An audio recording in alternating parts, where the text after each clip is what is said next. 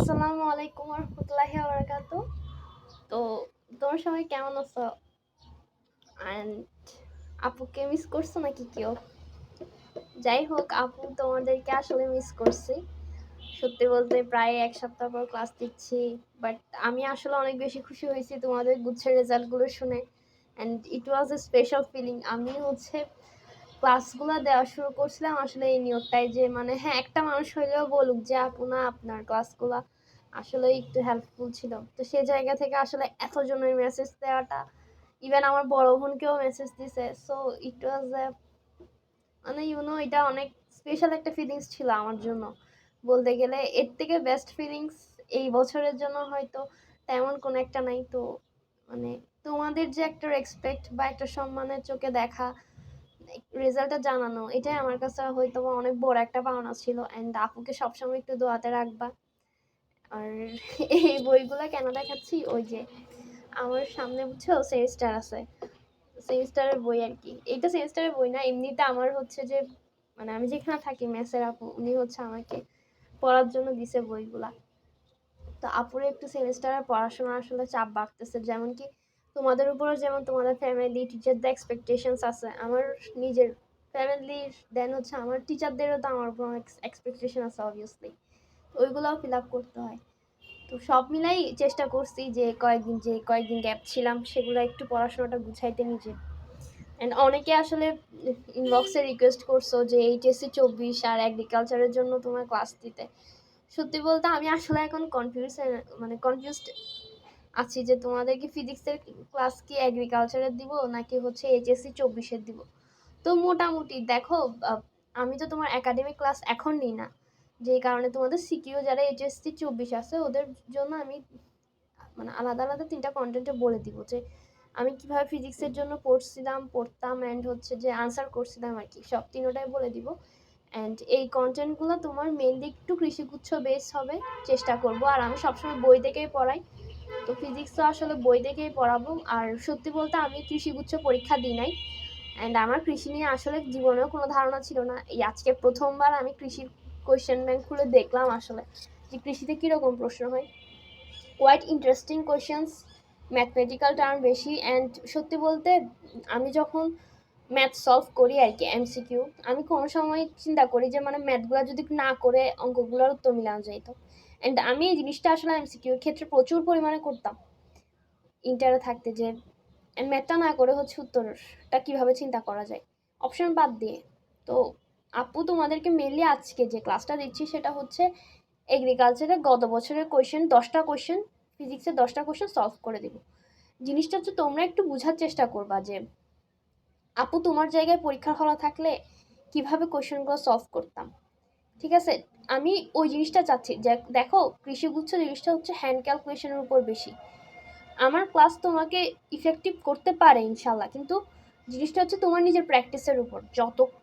যতটা তুমি বেশি প্র্যাকটিস করতে পারবা এমসিকিউ টাইপসের জিনিসগুলা, দেন হচ্ছে হ্যান্ড ক্যালকুলেশনের জিনিসগুলা, কঠিন কঠিন যেগুলো তোমার ডিজিট দিয়ে ম্যাথ করা যায়, তত তোমার জন্য ভালো। আর এই জিনিসগুলো আসলে নিজের প্র্যাকটিসের উপর, কারণ দিন শেষে আমি তোমাকে যতই বেসিক বুঝাই পরীক্ষার হলে তোমারই দাগাইতে হবে, আমার পারাটা হবে না, তোমার নিজের থেকে পারতে হবে। তো সেই জায়গা থেকে আমি জাস্ট তোমাদেরকে এটা দেখাবো যে আমি যদি পরীক্ষার হলে থাকতাম আমি ম্যাথগুলো কীভাবে সলভ করতাম, কীভাবে সলভ করি। যে বললাম মানে অঙ্ক ক্যালকুলেশন না করে যদি উত্তর করা যেত এরকম কীরকম করে করতাম ওটা।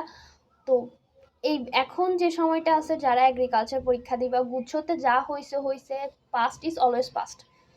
গতদিন যে গুচ্ছ মানে 2-1 দিন আগে যে গুচ্ছ রেজাল্টটা দিল, এগুলার জীবনে আসলে দিনগুলো আর আসবে না। তো এগুলো নিয়ে আর চিন্তা করেও লাভ নাই। ইভেন কৃষি গুচ্ছ পরীক্ষা দিবা, গুচ্ছ রেজাল্ট দিয়ে মানে কৃষি গুচ্ছর রেজাল্ট দিয়ে দিবে, তোমাদের লাইফে একটা নিউ স্টার্ট হবে। এগুলো খুব ক্ষণস্থায়ী, মানে হয়তো ওই পরীক্ষার হলের টাইমটা খুব ফাস্ট চলে যায়, যে টাইমগুলো আমরা হচ্ছে যে অনেক খুশি থাকি সেগুলো খুব ফাস্ট মুভ অন করে, কিন্তু যে সময় আমরা একটু কষ্টের মধ্যে থাকি সেগুলো মনে হয় যে না, এই সময় যেন জীবন থেকে যাচ্ছে না। তো একটু নিজেকে যতটুকু পারো মোটিভেট করবা, তোমার স্রষ্টার কাছে সাহায্য চাইবা বেশি বেশি, যেন পরীক্ষার হলে মাথা ঠান্ডা থাকে। আর যা হয়েছে আসলে এগুলো ভুলো। আমার চোখে দেখা এরকম অনেকেই আছে যে তোমার কোথাও চান্স পায় নাই কিন্তু একদম কৃষিগুচ্ছ র্যাঙ্কও করছে, আমি নিজে দেখছি আমার ব্যাচমেট। তো আমার ব্যাচমেটরা পারলে তোমরাও হচ্ছে যে পারবা। একটা হচ্ছে নিজে একটা উদাহরণ হোক, জিনিসটা হচ্ছে যে আমি অ্যাডমিশনে পরিশ্রম করছি, আমি প্রচুর টাকা খরচ করছি, প্রচুর পরিশ্রম করছি, এটার একটা প্রুফ হিসেবে হলেও চ্যালেঞ্জটা নাও, যে না 2 মাস দেখি কি হয়, এটাই। আর হচ্ছে ফিজিক্সটা আসলে আমি চিন্তা করতেছি যে তোমাদের কীরকম করে ক্লাস নিলে তোমাদের বেশি ইফেক্টিভ হবে। প্রবলেম ইজ আপুর কাছে তোমার কোনো কৃষিগুচ্ছের কোয়েশ্চেন ব্যাংক টাইপসের কিচ্ছু নাই। মানে আমি যে বুঝবো যে কীরকম কোয়েশ্চেন আসে ওইটা বোঝার কোনো চান্স নাই, যার কারণে তোমাদেরকে আমার বইয়ের এমসিকিউগুলাই সলভ করে দিতে হবে। আর যেগুলো বইয়ের এমসিকিউ সলভ করে দিব ওগুলো তো তোমার ধরো এইচএসসি 24 লাগবে। তোমরা জাস্ট এটা বোঝার চেষ্টা করবা যে আপু কী ট্রিক বা কী টেকনিক খেলে হচ্ছে যে কি এমসিকিউগুলো সলভ করতাম, কতটা ফাস্ট সলভ করতাম, কতটা ফাস্ট হচ্ছে কোয়েশ্চেন পড়ার ক্যাপাবিলিটি গ্রো আপ করছিলাম, এইগুলো একটু চিন্তা করবা। আর যে কোয়েশ্চেনটা হয়েছে, সত্যি বলতে পরীক্ষার হঠাৎ করে কোয়েশ্চেন দেখলে তোমার একটু মাথা গরম হয়ে যেত। যদি আমি নিজেও থাকতাম পরীক্ষার হলে নিজের নার্ভটাকে কন্ট্রোল করা এটাই হচ্ছে সবচেয়ে বেশি জরুরি। তো সেই জায়গা থেকে বাট কোয়েশ্চেন অনেক মানে ঠান্ডা মাথায় যদি একটু চিন্তা করো, কোয়েশ্চেন হচ্ছে মানে মোটামুটি অনেক ইজি হয়েছে। যেমন আমার কেমিস্ট্রি, বায়োলজি, ইংলিশ এগুলো সলভ করতে বেশিক্ষণ সময় লাগতো না আলহামদুলিল্লাহ। দেন তোমার হচ্ছে ফিজিক্সে মেবি একটু সময় লাগতো। আর এদিকে ম্যাথ তো আমি নিজে ম্যাথ নিয়ে এখন পড়াশোনা করতেছি, ম্যাথেও খুব একটা সময় লাগতো না। ম্যাথও আমি বুঝছো তোমার মানে চেষ্টা করতাম যে ম্যাথ না করে কিভাবে হচ্ছে তোমার উত্তর দেওয়া যায়, কিন্তু আসলে এত সময় নেই, তোমাদের পরীক্ষার সময় চলে আসবে ফিজিক্স শেষ করাইতে করাইতে। আচ্ছা, তো অনেক কথাবার্তা বলছি, একটু দোয়া করবা আপুর জন্য। আপুর নিজেরও সেমিস্টার আসতেছে, যেন তোমাদের যতটুকু সম্ভব ফিজিক্সের ক্লাসগুলো শেষ করে দিতে পারি। তো এই হচ্ছে কথাবার্তা। আর ফিজিক্সের বুঝছো চ্যাপ্টারগুলো যথেষ্ট পরিমাণে বড়, অনেক অনেক বেসিক্স তো, তো অনেক সময় লাগে, নিজেরও আসলে পড়াশোনার চাপে আছে ভালোই, এই আর কি। আচ্ছা, তো হচ্ছে যে পড়া মানে কোয়েশ্চেন সলভ করা শুরু করি। হ্যাঁ, 7-8 মিনিট অনেক বকর বকর করে ফেলছি, অলরেডি বেশি করে ফেলছি আসলে। তো আচ্ছা, প্রথম কোয়েশ্চেনটা দেখো, বিসমিল্লাহির রহমানির রহিম। দুটি বলের লব্ধির মান হচ্ছে 2√37 এবং হচ্ছে 2√13 নিউটন, যখন হচ্ছে যে তারা যথাক্রমে 60 ডিগ্রি আর 120 ডিগ্রি কোণে ক্রিয়া করে। বল দুইটার কোণ হচ্ছে যখন তোমার 90 ডিগ্রিতে থাকে তখন হচ্ছে লব্ধির কত, মানে লব্ধির মানটা কত হবে। আমি কত কোণ লিখছি ধুর। আচ্ছা বিসমিল্লাহ গলা, আচ্ছা বাদ দাও। দেখো আমি লব্ধি জিনিসটাকে আমি কি আর দিয়ে প্রকাশ করতাম, তাই না? আর এর মান দিছে, দুইটা আর এর মান দিছে, আর একটা হচ্ছে তোমার আলফার মান দিছে, তাই না? তো নর্মালি স্টুডেন্টরা তোমার হচ্ছে কি করবে জানো, যে মানে আমি যদি তোমাদের মতো হচ্ছে লেন্থিতে ম্যাথ করা শিখতাম আর কি, ট্রিক মানে টেকনিক না খাটায়, তাহলে আমি চিন্তা করতাম যে আর ইকুয়াল টু ওই যে সূত্র আছে না, P square plus Q square plus 2p Q alpha cos alpha, then মানগুলো বসাবো। কিন্তু ওই জিনিসগুলো না অনেক লেন্দি, তোমার পরীক্ষার কোয়েশ্চেনে কি এত জায়গা আসলে দিবে? গুচ্ছের যে কোয়েশ্চেন আমি তোমাদেরকে বলছিলাম যে গ্যাপ দেয় না, হইতেই পারে কৃষি পরীক্ষায়ও সেম কিছু একটা করছে, তো একটু বোঝার চেষ্টা করো। হ্যাঁ, এবার ওইটা দিয়ে তুমি করলে করতে পারো। আমি তোমাকে একটু বুঝাই যে তুমি আমি কেমনে হচ্ছে ক্যালকুলেশন না করে অঙ্কটা করতেছি, দেখো মানে হাতে কলমে না করে। বলছে যে কি লব্ধির মান যখন 2√37 তখন কোনটা কত 60 ডিগ্রি, আর 2√13 হয় যখন তখন কত 120 ডিগ্রি। 60 ডিগ্রি আর 120 ডিগ্রি মাঝখানে কোন একটা কোণ হচ্ছে তোমার 90 ডিগ্রি, ঠিক আছে? 60, 90, 120 ডিগ্রি এরকম না। তো 2√37 এর মানটা বাই করো। দেখো 37কে যদি আমি √36 ধরি, তাহলে √36 এর মান কত 6, তাহলে 6 দুগুণে 12, তাহলে একটা ধরো 12 এন, আরেকটা দেখো 2√13, এখন √13 এর মান তো আমরা জানি না, ধরো 9 এর মান জানি, √9 এর মান কত 3, তো 3 দুগুণে 6, তাহলে হচ্ছে 6 থেকে বেশি, ধরো এই মানটা হচ্ছে 7 থেকে কিছু একটা বেশি হবে, ঠিক আছে? এবার তাহলে উত্তরটা কতর মধ্যে হবে, 7 থেকে 12-র মধ্যে কোন একটা আনসার হবে, ঠিক আছে? এবার দেখো √13 প্লাস √37, √13 এর মান তো আমি বললাম 3 পয়েন্ট সামথিং, আবার এদিকে 6 সামথিং, তো 6 নয় এত এরকম উল্টাপাল্টা মান তো কোনোদিন আসবে না, তাই না? যোগ টোক দিয়ে এরকম মান আসবে না। তো এটা ফার্স্টে হচ্ছে তোমার বাদ। এবার সেটা √50 দেখো, √50 মানটা তোমার কত, আমরা 7কে যদি 2বার গুণ করি, 7 গুণ 7 49 না, তাহলে 7 পয়েন্ট সামথিং। আমি বলতেছি যে 7 দশমিক তোমার অ্যাটলিস্ট 2-3 থেকে বেশি হবে যখন 2√13 করতেছি, তাহলে এটাও অবভিয়াসলি বাদ। √24 তো জীবনেও হবে না, কারণ তোমার কি 5 5 হচ্ছে যে কি 25, তাহলে 5 তো তোমার হচ্ছে না, 7 থেকে তোমার বড় মান লাগবে, 7 থেকে 12-র মধ্যে তোমার উত্তর লাগবে, তাহলে এটাও বাদ। তাহলে উত্তর কোনটা হচ্ছে, এটা হচ্ছে শেষ।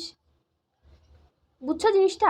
এভাবে একটু মানে মাথা খাটাতে হবে, অঙ্ক করার সময় একটু চিন্তা করবা যে কেমনে কি করা যায়। তো এবার সেটা একটা স্থির বস্তুর উপর টেন এন বল প্রয়োগ করছি, 10 সেকেন্ড ধরে ক্রিয়া করে হচ্ছে বন্ধ হয়ে গেছে। শুরু থেকে বস্তুটা হচ্ছে 60 সেকেন্ডে 1100 মিটার দূরত্বে গেলে হচ্ছে অতিক্রম করছে। এরপর বস্তুটির ভর কত কেজি। তো আমাদের হচ্ছে এম বাই করতে বলছে মেনলি। তো কি কি দিছে, একটা স্থির বস্তু বলতেছে, তাহলে ইউ হচ্ছে তোমার 0 বলা যায়। তারপরে তোমার এফ দিছে। এখন এফ যখন তোমার ইউজ করতেছি, তো আমরা অবভিয়াসলি বলতে পারি এফ ইকুয়াল টু এম এর একটা সূত্র আছে, তাই না? আমরা তো এটা আগে থেকেই জানি, এফ ইকুয়াল টু এম এ। ওইখান থেকে আমরা এফ আর হচ্ছে যে কি এম এর মানটা ধরে নিয়ে এর একটা মান বাই করতে পারি, ত্বরণের মানটা বাই করতে পারি। এখন একটু পর তো বন্ধ হয়ে গেছে, এখানে টি দিছে। তো V equal to U plus A T থেকে তোমার হচ্ছে যে কি আমরা ভি এর একটা মান বাই করতে পারি। এরপর আবার কি বলছো, বস্তুটা আবার 60 সেকেন্ডে তোমার 1100 মিটার গেছে। তাহলে তোমার টোটাল যে দূরত্বটা, হ্যাঁ, তোমার ফার্স্টে হচ্ছে কি হয়েছে, একটা বস্তু যখন ক্রিয়া মানে কাজ করছে, ফার্স্টে তোমার হচ্ছে বস্তুটা সমতরণে গেছে, তাই তো? যখন তোমার সময় ধরে কাজ করছে, এরপর তোমার যখন 60 সেকেন্ডে থামার পর আবার যখন 60 সেকেন্ডে 1100 মিটার গেছে, তখন কি আবার সমবেগে গেছে। তো দেন ওই দুটা ক্যালকুলেট করে এর মানটা মানে এম এর মানটা বাই করবা মানগুলো দিয়ে। তা আমি ম্যাথটা করছি, তোমাদেরকে একটু দেখাই। আচ্ছা, এখানে একটা ট্রিক আছে, তোমাকে আমি একটা বলি, মানে এই জিনিসটা আসলে তুমি জানো কিনা বা বুঝো কিনা সেটার জন্য আসলে মেইন কোয়েশ্চেনটা দেওয়া। এখানে ভুল করা যাবে না। দেখো আপু এখানে টি লিখছি, কিন্তু এখানে তোমার ডাইরেক্ট টি লিখি নাই। এখানে একটা কথা বুঝো, ফার্স্টে তোমার 10 সেকেন্ড ক্রিয়া করে একটা মান বাই হয়েছে, তাই না? তো এরপর বলছে শুরু থেকে বস্তুটা 60 সেকেন্ডে 1100 মিটার গেছে, তার মানে 10 সেকেন্ড অলরেডি চলে গেছে। তাহলে দ্বিতীয়বার যখন আমরা ক্যালকুলেশন করব, টি টু যেটা হবে সেটা তোমার 50 সেকেন্ড হবে। তো এটা যদি তোমার টি ওয়ান হয়, তাহলে আরেকটাটা কি হবে, তোমার টি টু হবে। আর টি টুটা কত, যেহেতু 10 সেকেন্ড চলে গেছে, তাহলে 60 মাইনাস 10 ইকুয়াল টু 50 সেকেন্ড হবে। জিনিসটা বুঝতে, এই জিনিসটা বুঝছো নাকি, এটা বোঝার জন্য তোমার আসলে মেনলি ম্যাথটা দেওয়া, ঠিক আছে? তো যেটা বললাম তোমাদেরকে দেখাই, যে ফার্স্ট হচ্ছে স্থির বস্তুর বল দিচ্ছে এফ, তো F equal to M A দিয়ে A equal to F by M by করছি। তারপর বলছে যে কি ক্রিয়া করে বন্ধ হয়ে গেছে, তো বন্ধ হয়ে গেছে যখন, তখন একটা বেগ পাইছে। তো স্থির বস্তুর উপর যেহেতু কাজ করছে, V equal to U plus 81 দিয়ে তোমার ভি এর মানটা বাই করছে। এরপর বলছি কি 60 সেকেন্ডে তোমার 1100 মিটার গেছে, টোটাল 60 সেকেন্ড। তো 1100 মিটারটা কি তোমার total. S one plus S two, first হচ্ছে তোমার সমতরণে গেছে, সমতরণের ক্ষেত্রে ইউ ইকুয়াল টু কি তোমার 0 বলছে আমরা, U equal to half at square যে সূত্রটা। তারপর কি তোমার 60 সেকেন্ডে যেটা 1100 মিটার গেছে, ওইখানে তোমার ভি এর মানটা দিয়ে টি টু। দেন হচ্ছে জাস্ট মানগুলো বসাই দিছি, ক্যালকুলেট করছি। এমটা এখানে নিয়ে আসলে ধরো হাফকে 10 দিয়ে ভাগ করলাম 5, এরপর 5কে 10 100 দিয়ে গুণ করলাম 500। তারপর এদিকেও সেম 5000, তো যোগ করে দিব, দেন হচ্ছে ভাগ করে দিলাম এম বাই কত, 5 আনসার। ঠিক আছে, 5 কেজি আর কি। তো হচ্ছে যে কি এটা হচ্ছে উত্তর, ঠিক আছে? এবার আসে এই অঙ্কটা। একটু ম্যাথ পড়ার সময় ধীরে সুস্থে পড়বা, ধীরে সুস্থে হচ্ছে চিন্তা করবা। দেখো 1 metre per second 1 ms inverse 2 বেগে, মানে ত্বরণ দিছে আর কি, তোমার বেগে হচ্ছে চলমান 20 কেজি ভরের একটা বস্তু তোমার হচ্ছে স্থির অবস্থায় দণ্ডায়মান 5 কেজি ভরের একটা বস্তুকে ধাক্কা দিছে। বস্তু সংঘর্ষের পর দ্বিতীয়, এটা আমি কি লিখছি, 1 ms ইনভার্স 1 হবে, দূর বেগ দিছি না, বেগের একক তো তোমার ms ইনভার্স 1, ত্বরণের একক যে হচ্ছে তোমার ms ইনভার্স 2। আচ্ছা আবার পড়ি, বিসমিল্লাহির রহমানির রহিম। 1 ms ইনভার্স 1 বেগে তোমার হচ্ছে যে কি চলমান 20 কেজি ভরের একটা বস্তু স্থির অবস্থায় দণ্ডায়মান 5 কেজি ভরের অপর একটা বস্তুকে ধাক্কা দেয়। তাহলে একটা বস্তু স্থির আছে, আরেকটা বস্তু ধাক্কা দিচ্ছে। এবার সংঘর্ষের পর দ্বিতীয় বস্তুটার 0.4 ms বেগে চলতেছে। বলছে কি প্রথম বস্তুর ভরবেগ কত KG, ms inverse 2 ms inverse 1 পরিবর্তন করলো। ভরবেগের চেঞ্জ কথা বলছে। অনেকে থাকবে তোমার ওই যে আমরা একটা বাচ্চাকালের সূত্র বলছিলাম, মনে আছে, m1 v1 plus m2 v2 equal to m1 u1 plus m2 u2 সূত্রটা পাই। এটা দিয়ে আসলে ম্যাথটা করা যায়, কিন্তু ম্যাথটা আসলে অত লেন্দি করে করার দরকার নেই। মেইনলি যে সূত্রটা তোমাদেরকে আমি এখন বললাম, ওই সূত্রটা কি তোমার ভরবেগের পরিবর্তনের সূত্র। তো সূত্রটা মিললে আমাদের কি বলে, যে ভরবেগের যে নিত্যতা, ওটা সূত্রটা কি বলে, প্রথম বস্তুর ভরবেগের পরিবর্তন হচ্ছে যে কি ইকুয়াল টু দ্বিতীয় বস্তুর ভরবেগের পরিবর্তন। এখন আমাদের প্রথম বস্তুর ভরবেগের পরিবর্তন বাড়ি করতে বলছে, তো দ্বিতীয় বস্তুর ভরবেগের পরিবর্তন বাড়ি করলে তো হচ্ছে, এখন দ্বিতীয় বস্তু সব ইনফরমেশনটা দেওয়া আছে, যে 5 কেজি আর এদিকে হচ্ছে কি তোমার 0.4, তো 5 ইন্টু জাস্ট 0.4 করে দাও। তো 5 ইন্টু 4/10, 2 দিয়ে ভাগ করলে 4 কে 2 2, তো এটাই উত্তর, শেষ। এগুলো কোনো ম্যাথ হইলো বলো, মাথা ঠান্ডা রাখলে এগুলো 2 মিনিটও লাগে না করতে, 2 সেকেন্ডও লাগে না বলতেছি। আচ্ছা এটা দেখো, π/5 nm মানের একটি টর্ক 30 রেভলিউশনস পার মিটার বেগে ঘূর্ণায়মান একটি চাকাকে 10 সেকেন্ডে থামাই দেয়। বলছে কি চাকাটার জড়তার ভ্রামক কত, এখানে আমাদের টর্ক যেটা সেটা হচ্ছে টাউ, হ্যাঁ টাউয়ের মান দিয়ে দিছে, তারপর 30 আরপিএম এর এটার মান দিয়ে দিছে, মানে ডাব্লিউ ওটার মান দিয়ে দিছে, আর হচ্ছে যে কি টাইম বলছে একটা 10 সেকেন্ড থামে গেছে। এখন জড়তার ভ্রামক আই বাই করতে বলছে। তো একটা আমরা সূত্র জানি, মানে tau equal to I alpha. তো আমরা হচ্ছে আলফার মানটা কেমনে বাই করবো, আলফার মানটা বাই করে হচ্ছে যে ডাব্লিউ এফ মানে ফাইনাল থেকে তোমার ইনিশিয়ালটা বিয়োগ করে টি দিয়ে ভাগ করবো। ওইখানে আবার ডাব্লিউ যেটা আছে ওটার মান কেমনে বাই করি, টয়েস পাই এন বাই টি। এখন তোমাদেরকে আমি একটা জিনিস বলি, এখানে যে 2 পাই আর 6 পাই উত্তর হবে না, সেটা তুমি কমন সেন্স দিয়ে বলতে পারবা। কেন বলতে পারবা আমি বলি, আমি যখন বলতেছি omega equal to twice pi N by T, তখন অলরেডি একটা টয়েস পাই আসতেছে, তাই না, একটা পাই আসতেছে। আবার এখানে দেখো পাই বাই 5 আসতেছে, দুইটা যখন পাই হয়ে যাচ্ছে তখন ওটা কোনো না কোনোভাবে অবভিয়াসলি কাটাকাটি হয়ে যাবে। তাহলে এই দুটো হচ্ছে তোমার প্রথমে হচ্ছে উত্তর বাদ, তাহলে হচ্ছে 2 আর 15 মধ্যে একটা উত্তর হবে। এভাবে অপশন টেস্ট করে মানে বলা যায় যে না এই দুটা যখন উত্তর হবে না তাহলে এই দুটার মধ্যে একটা উত্তর হবে। এবার জাস্ট আমি ম্যাথটা তোমাদেরকে দেখাই। এই যে tau equal to I alpha, তো আই ইকুয়াল টু কি তোমার জড়তা ভ্রামক হলো টাউ বাই আলফা। আলফার মানে এটা হচ্ছে ওমেগা 5, ওমেগা ফাইনাল মাইনাস হচ্ছে ওমেগা ইনিশিয়াল বাই হচ্ছে তো টয়েস পাই এন বাই টি দিলেও হয়তো মানগুলো জাস্ট বসাই দিছি। হ্যাঁ ওখানে বলছে 10 সেকেন্ড যেহেতু তোমার মানে থামাই দেয়, তো টয়েস পাই 30/60 ইন্টু 10 আর এদিকে 0, তো কাটাকাটি করবা, 60কে 60 দিয়ে ভাগ করবে, এদিকে পাই বাই 10 আসে। তো আই এর মানটা হচ্ছে তোমার বসাই দিছে, এবার পাই বাই 5 আর পাই বাই 10 জাস্ট কাটাকাটি করবা, আই ইকুয়াল টু 2। তো এটাই তো জড়তার ভ্রামকে যেটা তোমার মান, তার মানে হচ্ছে 4 এর উত্তর কত এটা, ঠিক আছে। আচ্ছা এবার এটা দেখি, 5 কেজি ভরের একটা বস্তুকে হচ্ছে আমরা ভূমি থেকে খাড়া উপরের দিকে ছুঁড়ে মারবো। দেখো উপরে যখন ছুঁড়ে মারতেছি তখন জি অলওয়েজ তোমার নিচে কাজ করে, তাহলে উপরের দিকে ছুঁড়ে মারার সূত্রটার ক্ষেত্রে তোমার মাইনাস ইউজ হবে। তো এখানে হচ্ছে 5 কেজি ভর দিছে, তারপর 20 মিটার উচ্চতা এইচ দিয়ে দিছে, বলছে যে কি গতিশক্তি মানে ইকে দিয়ে দিছে। ইকে হলে তোমার হচ্ছে যে কি 20 যে জুল হলে তোমার ছোড়ার মুহূর্তে উহার ভরবেগের পরিবর্তন, ভরবেগ কত এমএস ইনভার্স 1 ছিল। পি বাই করতে বসতো, পি এর সূত্র আমরা কি জানি, P equal to M V. এখন বলছে ছোড়ার মুহূর্তে, তাহলে হচ্ছে P equal to M U by করতে বসে। এখন আমি যখন ইকে মান মানে গতিশক্তির একটা সূত্র জানি, E K equal to half M B square, আমাদের হচ্ছে এম এর মান দেওয়া আছে, তাহলে আমাদের কি বাই করা লাগবে, ইউ এর মান বাই করা লাগবে। তো আমরা যেহেতু তোমার খাড়া উপরের দিকে ছুঁড়ে মারছি, তো ছুঁড়ে মারার যে একটা সূত্রটা আমরা এখানে এইচ এর মান যেহেতু জানি, ইউ এর মান জানি, মানে 0 না, ইউ এর মান তো ইউ এর মান হচ্ছে তোমার বাই করতে হচ্ছে, সরি ছড়ানোর মুহূর্তে তোমার বাই করতে হবে না, ইউ এর মানটা এটাতে বাই করতে হবে। তো বি এর মান হচ্ছে আমরা already half M B square থেকে বাই করতে পারতেছি, তো দেন মানগুলো বসাই ইউ এর মান বাই করবো, তো পি ইকুয়াল টু এম ইউতে বসাই দিব। এটাই তো জিনিসটা না, কনসেপ্টটা বুঝতেছো কিভাবে ম্যাথটা করতে হবে। তোমার অজানা জিনিসকে হচ্ছে জানা জিনিস দিয়ে বাই করতে হবে। ফার্স্টে আমরা গতিশক্তি থেকে হচ্ছে যে কি ভি স্কোয়ার মান বাই করবো, এরপর V square equal to U square minus 2gx থেকে ইউ স্কোয়ার মান বাই করবো, ওখান থেকে ইউ এর মান বাই করবো, তারপর P equal to M U দিয়ে করবো। তো এই ম্যাথটা একটু ক্যালকুলেশন আছে, ক্যালকুলেশনগুলো আসলে একটু বুঝাই দিলেই হবে তোমাদেরকে। আচ্ছা equal to half M B square, তো ইকের মান হচ্ছে 20 জুল, এই যে 20 জুল তো বসাইছি, তারপর হাফ এম বি স্কোয়ার করছি, তো ভি স্কোয়ার মান হচ্ছে 8 আসছে। আমি যেহেতু বলছি উপরের দিকে ছুঁড়ে মারছি, জি হচ্ছে নিচে দিয়ে কাজ করতেছে, তাহলে V square equal to U square minus 2gh। এখন মানগুলো জাস্ট বসাই দিচ্ছি। দেখো পরীক্ষার হলে বেসিক্যালি আমার মাথায় আসবে না 9.8কে যদি তুমি 20 দিয়ে গুণ করি বা 2 দিয়ে গুণ করি তাহলে কেমন মান আসে। দেখো 9.8টাকে তুমি মনে মনে 10 ধরে নাও, ধরে নিলে তখন কি হয়, 8 equal to U square minus 400 হয়ে যাচ্ছে। এখন আমি দেখতেছি যে 9.8 আছে, তাহলে একটু মানটা কম হবে, তো ইউ স্কোয়ার মানটা আমি আমার সুবিধার জন্য 400 ধরে নিছি, তো ইউ ইকুয়াল টু 20, তো P equal to M U, 5কে 20 দিয়ে গুণ করলে 100। এখন দেখো এখানে 100-র কাছাকাছি আর কোনো মান নাই, 100ই আছে বরাবর, তো এটাই উত্তর। 120 আর 80 তো অনেক দূরের উত্তর না, ধরো 100.21 হলে বা হচ্ছে 102 103 হলো তখন না হয় একটু প্যারা খাওয়া লাগতো, এমনিতে তো প্যারা খাওয়া লাগতেছে না। আচ্ছা এবার এই ম্যাথটা দেখো, 50 মিটার গভীর একটি কুয়া থেকে হচ্ছে ইঞ্জিনের সাহায্যে 9.8 সেকেন্ড 1000 কেজি পানি উঠানো হয়, ইঞ্জিনের দক্ষতা হচ্ছে 80% হলে ক্ষমতা কত।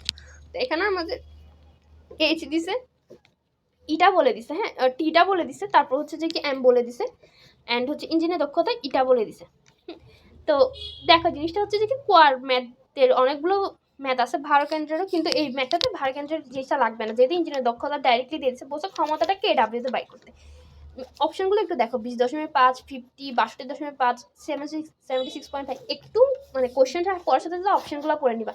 আমি বুঝছো ম্যাথটা এতবার জীবনে করছি যে আমি অঙ্কটা পরীক্ষা হলে করতাম না জীবনে, আমি জানি যে 62.5 উত্তর হবে, বিশ্বাস করে এটাই উত্তর হবে, এটা আমি এত কোটিবার করছি ম্যাথটা, এই কুয়ারম্যাট টাইপসের অঙ্কগুলোতে এরকমই মানের মানে রেঞ্জের মান আসে, যেমন কি 62.5, তো 49-এর একটা উত্তর ছিল। করতে করতে আসলে আমার মুখস্থ হয়ে গেছে, এতদিনেও ভুলি নেই। তো আচ্ছা, আমরা জাস্ট ম্যাথটা একটু তোমার দেখাইলাম, একটু জাস্ট সূত্রটা বসাই দিই। পি ইন দিয়া এমজিএইচ বা ইটা টি, দেন মানগুলো বসাইছি। হ্যাঁ, তো এখন একটু ক্যালকুলেশনটা তোমাদেরকে দেখাই আমি। 9.8কে 9.8 দিয়ে ভাগ করবো, তো 0.8 আর হচ্ছে যে এখানে 50, তো 50,000। এখন 0.8কে তোমার কি লেখা যায় 8/10, তো এটাকে এখানে উল্টাই যাবে, তো 10/8। এখন আমি বলছি কি কিলো ওয়াটে বাই করতে, তো 1000 দিয়ে গুণ করে নিই, তারপর 100 গুলো কেটে দিচ্ছি, 0 রেখেছি। এখন দেখো অপশনের মানগুলো দেখো, 20, 50, 22, 62, 76। এখন তুমি যদি 8কে 500 দিয়ে ভাগ করো, 50 দিয়েও যদি ভাগ করো, তাহলে কি হয়? 6 48 না? তো তাহলে 6 দিয়ে যেটা উত্তর হবে সেটাই তো উত্তর হবে, তাহলে বাকিটুকু কি আর করা লাগতেছে? তো এটাই তো 62.5 উত্তর না? শেষ, একদম সোজা এগুলো। তারপর এটা দেখো, একটি গ্রহের ব্যাসার্ধ হচ্ছে তোমার 6000 কিলোমিটার। উহার পৃষ্ঠদেশে জি এর মান 10.08 ms/2 হলে পৃষ্ঠ থেকে কত কিলোমিটার উচ্চতায় জি এর মান হচ্ছে 7.0 ms/2 হবে। এখানে কিছু কনসেপচুয়াল কথাবার্তা আছে, কনসেপচুয়াল কথাবার্তা দিলে একটু তোমাদের ম্যাথটা বুঝছো মানে করার সময় একটু শান্তি পাবা আর কি, একটু শান্তি পাবা। দেখো আমি তোমাকে বলি, আমরা একটা সূত্র জানি না যে জি ইকুয়াল টু gm/r², তাই না? জি এর সাথে কি তোমার আর এর সম্পর্কটা ব্যস্তানুপাতিক, তার মানে তোমার যখন আর এর মান আমাদের কমবে, জি এর মান তখন বাড়বে। এখন তোমার জি এর মান অলরেডি 10 আছে, 10 আছে, এখন সাথে নিয়ে যেতে হবে, তাহলে হচ্ছে যে কি জি এর মানটা আমাদেরকে কমাইতে হলে আর এর মানটা বাড়াইতে হবে। এখন বলতেছে অলরেডি 6000 মিটার আছে, তাহলে পৃথিবী থেকে কত উচ্চতা নিব? দেখো যখন 6000 কিলোমিটার তুলছি তখন 10.08 আসতেছে। এখন যদি আমরা 6000 সাথে আরো 9800 তুলি, তাহলে এটা অনেক ছোট মান হয়ে যাবে না? তাহলে 9800টা প্রথমেই বাদ। এবার এই তিনটার মধ্যে হচ্ছে একটা উত্তর হবে। এখন তুমি যদি মানে খুব বেশি চালাক কি করতে যাও, তাহলে দেখা যাবে যে বলে না যে অতি চালাকের গলায় ধরি, তখন অতি চালাকের গলায় ধরি। অনেকে থাকবে যে 10.08 আছে, আপু বলছে তাহলে 1008 মনে হয় উত্তর হবে, এরকম হয় না আসলে।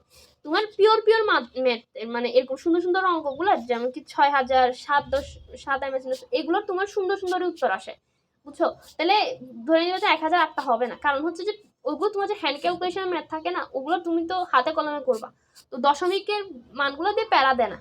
তাহলে 700 অথবা 1200-র মধ্যে একটা উত্তর হবে। তো এবার হচ্ছে যে কি মানে অঙ্কটা করে দেখাচ্ছি তোমাদের। একটা সূত্র আছে যে রুট ওভার জি, মানে তুমি যেহেতু আমরা দুইটা আমার জি এর মান জানি, এটা জি2 আর এটা হচ্ছে যে কি তোমার জি1, তা আমাদের হচ্ছে যে কি উচ্চতাটা বাই করতে হবে। তো এটা একটা সূত্র আছে যে root over g2/g1 = 1 + h/r, h = r into root over g2/g1 - 1। এখন আমি জাস্ট মানগুলো বসাবো, ক্যালকুলেশন করবো না, জাস্ট বুঝো। রুট ওভার 10 আমরা রুট 9 করলে কি হয়? 3 হয়। তো 1/7 × 3 - 1, তো 1/7 এর মান কত? 0.14। আচ্ছা 1/2 এর মান হচ্ছে কি 0.5, 1/3 এর মান 0.33, এভাবে উত্তরগুলো মাথায় রাখতে হবে।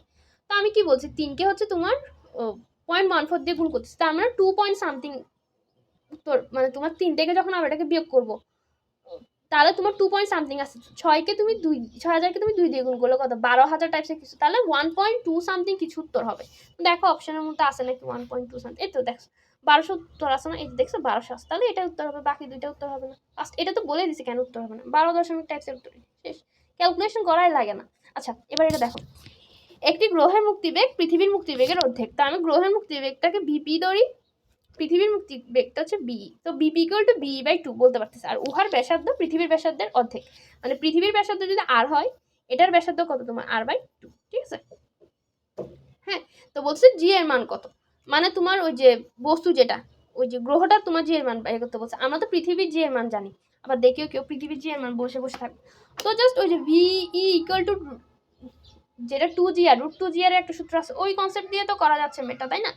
তো জাস্ট এই যে কথাগুলো লিখছি এগুলো দেখাচ্ছি, দেখো BP equal to half B, তো 2g'(r'), ওই যে তোমার যেটা তোমার গ্রহের যেগুলো সেগুলো, তো √2gr/2 বসাইলাম, তো 2g' আর এদিকে কি অর্ধেক বলছি পৃথিবীর ব্যাসার্ধে r/2, তারপর হচ্ছে স্কয়ার করে দিছি। হ্যাঁ, দুটো দিকে স্কয়ার করে দিলে 2gr/4, g' দিয়ে জাস্ট মানগুলোকে তোমার এদিকে নিয়ে আসছি। তো 4কে 2 দিয়ে ভাগ করলে 2 হয়, এবার 2 কাটাকাটি, এবার r/ জাস্ট তোমার আর চলে যাচ্ছে, তাহলে কি g/জাস্ট 2 হয়। তো g এর মান হচ্ছে 9.8, 9.8কে 2 দিয়ে ভাগ করলে 4.9, 4.9 হচ্ছে উত্তর। এভাবে জাস্ট মানগুলো যদি বসে বসে তোমার মানে সংকেতগুলো বসে বসে চিন্তা করো, দেন হচ্ছে যে কি তোমার সুবিধা হবে। এন্ড এইখানে মাথায় রাখবো গতিবিদ্যা থেকে তোমার কোয়েশ্চেন আসতে পারে। হ্যাঁ, গতিবিদ্যার অঙ্কগুলো আরও মজার, তোমার অপশন বা মানে আরও সোজা সাথে সাথে করা যায়। আচ্ছা এটা দেখো, একটি সরল দৈর্ঘ্যের কার্যকরী দৈর্ঘ্য হচ্ছে তোমার 100 সেন্টিমিটার আর দোলনকাল হচ্ছে তোমার 2 সেকেন্ড। কার্যকরী দৈর্ঘ্য 64 সেন্টিমিটার হলে দোলনকাল। তো এখানে আমাদের মেইনলি এল দেওয়া আছে, টি দেওয়া আছে। তো আমরা একটু সূত্র জানি না, T equal to twice pi root over L G. T এর সাথে কি তোমার এল এর সম্পর্কটা সমানুপাতিক। তো দেখো টি সমানুপাতিক, T equal to twice pi by root over L G, T সমানুপাতিক রুট এল। তো জাস্ট যেহেতু সমানুপাতিক সম্পর্ক, তো টি টু বরাবর তোমার এল টু বসবে, টি ওয়ান বরাবর এল ওয়ান বসবে। আমরা টি টুটা বাই করবো, তো T one into L two আর এল ওয়ান জাস্ট মানগুলো বসাই দিব। তো 64কে তুমি 2 দিয়ে গুণ করলে, দেখো 60কে তুমি যদি 2 দিয়ে গুণ করো 120, 120কে 100 দিয়ে গুণ করলে 1.2 সামথিং। তো এখানে দেখো বাকি মানগুলো খুবই দূরে দূরে, তো এটার উত্তর 1.2 হবে আর কি।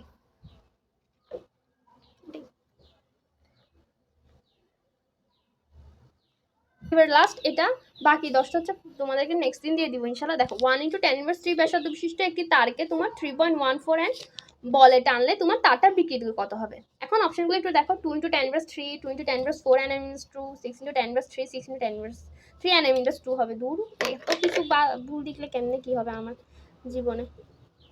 আচ্ছা দেখো, তো আমরা আগে একটু অপশন থেকে কিছু বাদ দিই। দেখো বিকৃতি, বিকৃতি মানে কি তোমার মিলে একটা অনুপাত না, কোনো জিনিসের পরিবর্তন। তো এল বাই এল হচ্ছে তোমার মিলে বিকৃতি, তাহলে অনুপাত যেহেতু তাহলে একক হবে না কোনো, তাহলে এটা উত্তর বাদ, এটা উত্তর বাদ। এবার এই দুটার মধ্যে একটা হবে। হ্যাঁ, এবার আমরা সূত্রটা কি জানি, y equal to F L by L, মানে ইয়ং এর গুণাঙ্কের সূত্রটা।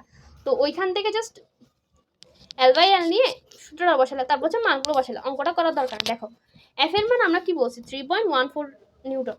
তো 3.14কে তুমি এত বড় 5 দিয়ে যদি ভাগ করো, যাই হোক পাই দিয়ে আবার গুণ করলা, এগুলো জানার দরকার নাই তোমার থেকে, 9 তো চলে যাচ্ছে পাওয়ার, এগুলো দরকার নেই। দেখো তুমি যখন 3কে কিছু একটা দিয়ে ভাগ করবো, অবভিয়াসলি সেটা 3 থেকে কিছু কম উত্তর আসবে, জীবনেও তো 3-এর বেশি আসবে না। তাহলে 6 × 10⁻³ বাদ, তো তখন এই 3টা বাদ, তাহলে এটাই উত্তর, শেষ। তো 10টা বুঝাই দিছি। এখন বুঝছো জিনিসটা যে আপু কিভাবে করতাম, এত কিছু জানার দরকার নেই। এখানে তোমার আর এর মান দেওয়া আছে, ব্যাসার্ধ, তারপর এফ এর মান দেওয়া আছে, এভাবে লিখে লিখে কোশ্চেনে লিখে লিখে সলভ করবা। কি বাদ দিছি, কি করছি, কি কনসেপ্ট করছি, সেগুলো দিয়ে আসলে সলভ করবা। তো ইনশাআল্লাহ চেষ্টা করবো একসাথে তোমার কৃষি গুচ্ছ আর হচ্ছে যে কি ফিজিক্স, এইচএসসি 24-এর ফিজিক্স দুইটা একসাথে শেষ করে দেওয়ার। আর বেশি বেশি যারা তোমার গুচ্ছ পরীক্ষা দিবা, হ্যান্ড ক্যালকুলেশন সময় দিবা, প্রতিদিন 1 ঘন্টা ম্যাথের জন্য হ্যান্ড ক্যালকুলেশনের সময়, তারপর হচ্ছে যে তোমার ফিজিক্সের জন্য সময়। আর চেষ্টা করবা যে ম্যাথ না করে কিভাবে উত্তর বের করা যায়, শর্টকাটে কিভাবে বের করা যায়। ঠিক আছে, লং কাট আসলে করার জায়গাও থাকে না, পরীক্ষার হলে আসলে ইচ্ছাও থাকে না যে লং কাটে ম্যাথ বের করবো। তো করতে করতে আসলে চলে আসবে। এই যে আপু তোমার ম্যাথগুলো বাই করছি যে এইভাবে এইভাবে করা যায়, এই জিনিসগুলো আসলে আপুরও প্রচুর পরিমাণে প্র্যাকটিস করা লাগছে। জিনিসটা হচ্ছে যে কি প্রচুর হচ্ছে নিজেকে একটু পড়াশোনা নামে কষ্ট দিতে হবে আপাতত, তারপর দেখবা যে মানে অন্তত নিজের মনকে শান্তি দিতে পারবা যে হ্যাঁ কিছু একটা তো আমার শেষ হয়েছে। তো সবার শেষটা সুন্দর হোক, এটাই দোয়া থাকবে। আর আল্লাহ হাফিজ। হ্যাঁ, পিস।